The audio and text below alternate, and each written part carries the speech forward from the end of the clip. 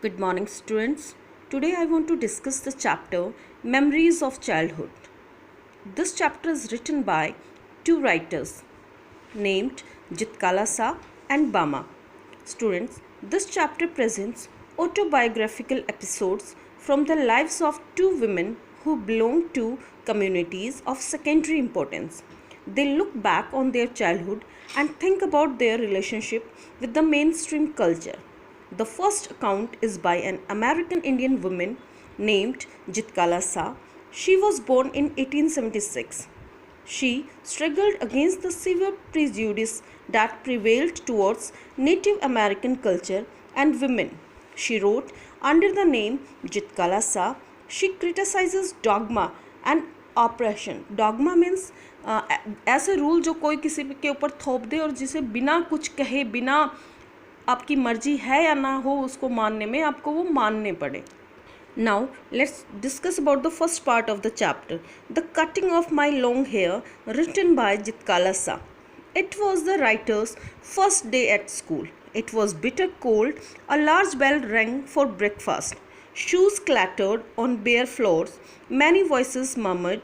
A pale-faced woman with white hair came up after them. They were placed in a line of girls who were marching into the dining room. She walked noiselessly in her soft moccasins. She felt like sinking to the floor, for her blanket had been removed from her shoulders. The Indian girls did not seem to care, though they were more immodestly dressed in tight-fitting clothes. The boys entered at an opposite door. A small bell was tapped. Each of the pupils drew a chair from under the table. The writer pulled out hers. She at once slipped into it from one side. She turned her head. She found that she was the only one seated. All the rest at their table remained standing. She began to rise. A second bell sounded. All were seated at last. She heard a man's voice at the end of the hall. She looked around to see him. All the others hung their hats over their plates. She found the pale-faced woman looking at her. The man stopped his mutterings. Then a third bell was tapped. Everyone picked up his knife and fork and began eating. She began to cry. This eating by formula was a difficult experience for her. Late in the morning, her friend Judwin told her that she had overheard the pale-faced woman talk about cutting their long heavy hair. Among their people, short hair was worn by mourners and shingled hair by cowards. Jodwin said that they had to submit because the school authorities were strong. The writer rebelled. She decided to struggle before submitting.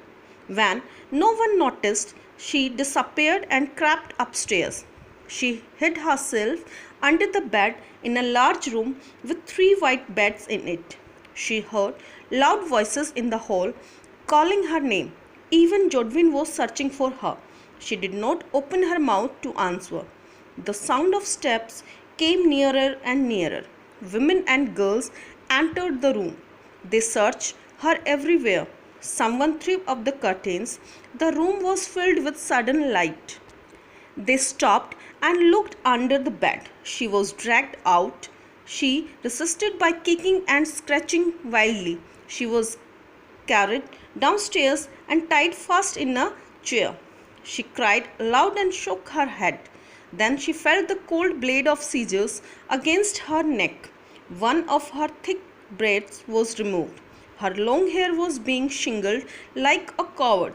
Since the day she had come here, she had suffered insults. People had stared at her. She had been tossed about in the air like a wooden puppet. She mourned for her mother, but no one came to comfort her. Now she was only one of many little animals driven by a herder. Through this episode, the writer presents her personal experience that on the first day in the land of apples, she was in tears. The main reason of tears was that her hair was mercilessly cut. She had heard from her mother that only unskilled warriors who were captured had their hair shingled by the enemy. This is why she shook her head in resistance. Thank you, have a nice day.